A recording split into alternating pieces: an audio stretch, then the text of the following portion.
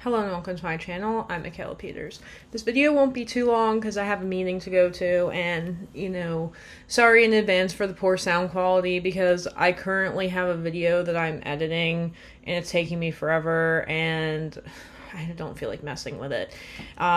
Showing up here today to try to tell everybody that I really appreciate your support for my channel. Somebody had mentioned doing like a Michaela meet and greet. I always call myself Michaela in third person, especially in an international context, at Oodi Library in Helsinki. I'm still thinking about this if I want to do that at some point. If you're Finnish and you watch my channel and you would actually show up to this, let me know because I'm highly thinking about actually doing it. And I'm like, should I order some Michaela merch and give it away for free? Just to advertise the channel. I don't know. That'd be pretty funny. I'll think about it. Okay, so there's a lot going on. The reason why I've been really bad at YouTube is because my current autistic special interest is my house. And I just don't really... I don't have a lot to talk about. I mean, it's not exactly true. It's just that I'm prioritizing my time differently right now. I think part of... big surprise. I don't feel super comfortable in America, let alone New Jersey, let alone really America. I'm like, New Jersey, as I've always said, I have been quoted as saying, New Jersey is the superior state. That's one of my controversial opinions. And what else? I just happen to hate New Jersey less than any other state in the U.S. But I've been trying to make my house perfect, even though perfection doesn't exist, so therefore this task could be endless, because it makes me feel more comfortable actually being trapped in this situation. No, but seriously, that, and I think after this last trip to Italy, I was like, yo, that was expensive. We should really just appreciate sitting at home more now, especially since I virtually live alone and nobody's here to, bother me. JK, my mom de facto lives in my house and bothers me quite often and tells me my house is messy, and as an untreated ADHD person, it's never going to not be messy. I'm trying so hard, and the only time it's not is maybe if I'm having a guest over. Speaking of guests, and this is the point of this video, is talking about different living environments in Finland, or really Europe at large, most likely, versus the US. Because last night I went out to dinner with my high school friends. Cool, we're still friends after 15 years. Half my life, that's always a victory. And I have a friend who's a PA, like a physician's assistant, which is like a step below a doctor, and then her husband is a doctor. And let's, say that's a pretty high-earning power couple. And they recently bought a house, and they bought a house with 4 bedrooms.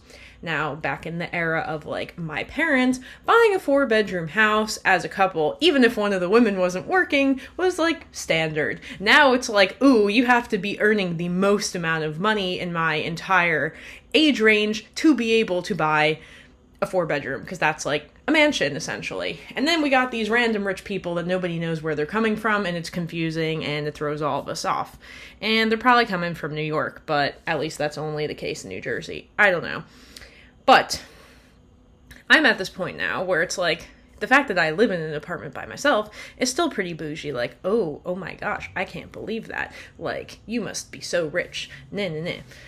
So, sometimes I'm a little bit would be nice if I had my, standard life, what a cookie cutter life, I guess, where it's 2.5 children and a husband and a dog and a cat, something like that. But, then yeah, maybe I'd be living in a house. But even then, it's the average age of home ownership in the U.S. has now increased from 38 when I was first autistically interested in the U.S. housing market to 40. Wow, your 4th decade of existence. We thought we were really finally adulting in our 30s, and the 20s were a practice run, but now 40s is actually adulting. What is going on with the world? And I just keep waiting, probably an anarchist, to see how bad it will all get before it just totally goes crazy.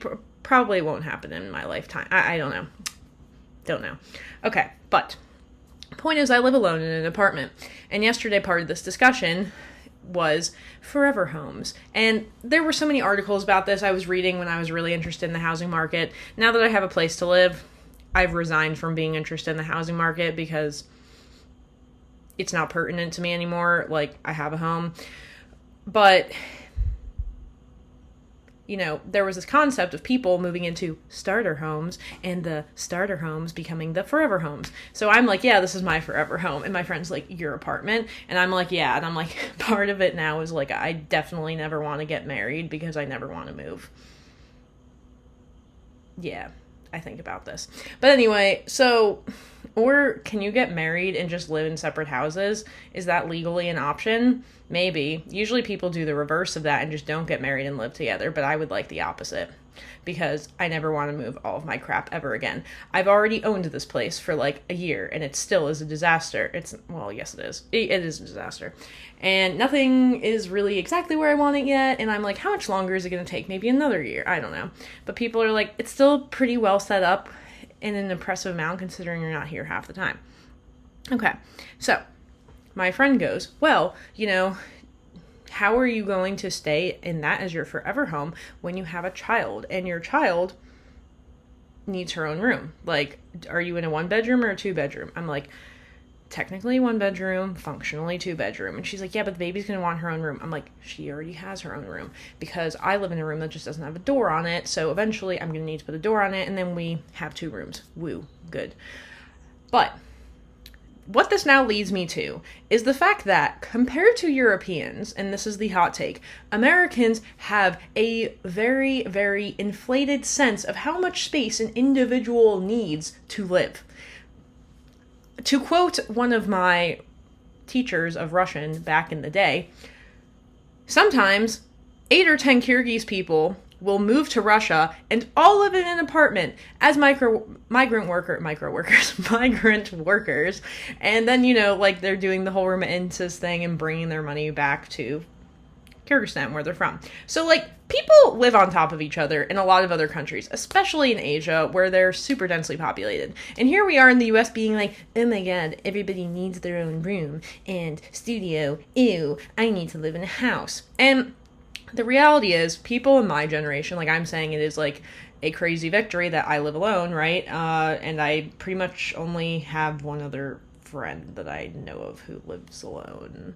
A lot of 30-year-olds are living at home with their parents, or they have roommates. But a lot of them are living at home with their parents, unless they have really good jobs. And I do have some friends who have really good jobs, and yeah, they live by themselves, especially. But if they're a couple, I actually do not know a single person besides myself who lives by themselves in the thing that is theirs. Which, like, I mean, I get it. I was trying really hard to, like, do the whole, like, Italian approach or Hispanic approach or whatever. Like, this is common in those cultures. Like, just stay at home until I get married so that I would only move one time. But that plan didn't work, as we know, because that was the whole premise of this YouTube channel for, like, literally ever.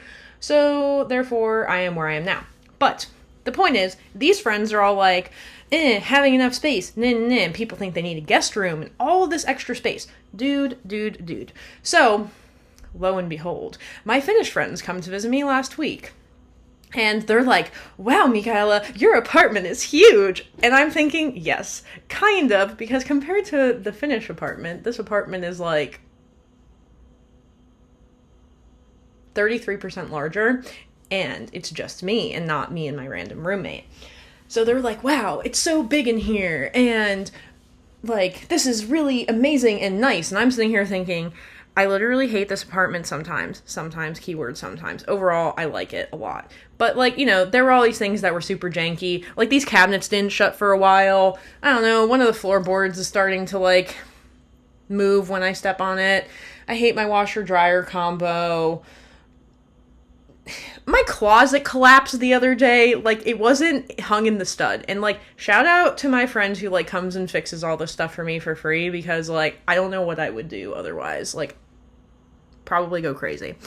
But, yeah, we are, like, finally getting to a point where things are, like, getting in order. But it's just, what I'm trying to say is, like, you know, if I'm in Europe and I go stay with my friends, a lot of times I'm, like, sleeping on a couch in their living room, and that's called a guest room. Here, it's like, oh, no, you have to have a bed, and it has to have a door, and, like, everybody needs their own room, and it's like, that's just, like, not what Europeans do. Like, Europeans live in much smaller spaces, which I love that, because then you don't need a car, because everything is not so far apart, because everything is not so big and spread out, and then people enjoy better mental health. At least this is my opinion. So I just think a lot of the anxiety in the US comes from, we need more money to have more stuff, and we need more stuff because this is the expectation that we've grown up with, and we have to have these big giant areas that we call homes that we need to live in that have so much room for so much more crap, and then we're going to be incentivized to buy more crap, especially with all these credit cards that have all these, like, you know, points and whatever, and then get this discount, and we're going to trick you into thinking you're saving money when really you're not, because we're just encouraging you to spend more money. Whatever. You know, this is my whole anti-capitalism rant probably of the day, but it's just like, you really don't need that much to live. Is it nice to have more stuff? Yes. Do humans have an innate desire to, like, own things and possess things and have, like, prowess over things? Yes, exactly. This is completely true. But it's just, like, the extent to which you actually need these things, like, no. And anyway, I tell this whole story to illustrate the fact that, like, these things are so different, and unless you have seen the difference between them, it is very hard for you in your mind to think about, like, equating these, because, again, apples to oranges. So I don't know, it's like, get what you pay for sometimes. So it's like, yes, what I have here is more expensive because, like, it's bigger, so, like, yeah, and it's like USD and whatever. But anyway, I think the thing that I've really realized about myself, you know, I had this whole, like, I do this thought experiment, which is, like, the dumbest thought experiment ever, because the odds of this are so, like, low. Like, if you won the lottery, if you fell into a lot of wealth, like, what would I do? And I was like, honestly, I would do nothing differently except just, like, pay off my mortgage. Like, everything would be the same. I'd work the same job. I'd have the same routine. Like, and then I would just invest everything and hide it. Offshore bank account. No, I'm kidding. Okay, anyway, that's too much. But yes, so my whole point of this is, like, Europeans and Americans have such different perceptions of, like, what is required for a home to be, like, acceptable. And it's a good thing that I'm pretty good at not caring what other people think, because the fact that it's an issue that I live in a 1-bedroom, theoretically, with a child, we're both women, or she's a baby, whatever, you get the idea. Like, it's just, like, who cares? Like, it's not necessary. Like, I think for me, it's much more important to spend my money on giving my child experiences and traveling, the whole premise of this channel, than it is to, like, live in a big house and fill it up with more crap, which literally makes you miserable, and just nobody has figured this out yet. Or maybe people figure it out, but it's too much of a temptation. I don't know. But you don't need more room. You probably just need more connection with people to be happier. At least that's what I've decided. So, is this my forever home? As far as I'm concerned, yes. Because I hate when things change, because #autism. Okay, anyway, that's going to be it for today, and the point of this video is just that Americans have really high standards when it comes to the amount of space they need. And then the better part about this is the whole economy is skewed in such a way that nobody can, like, really have as much space as they want anyway, so we all better get used to living like Europeans and lower our expectations, because happiness starts with very low expectations. Doesn't mean lower your standards, that's a difference, but lower your expectations. And it's hard when you grow up with something. You know, I grew up in a house. I always said I never wanted to compromise my standard of living, but I've started looking at it differently. Sometimes if you can't change the circumstances, it's easier to change your attitude. Alright, well, I don't know when I'm going to make another video. So, please enjoy this one for now. Until next time, bye.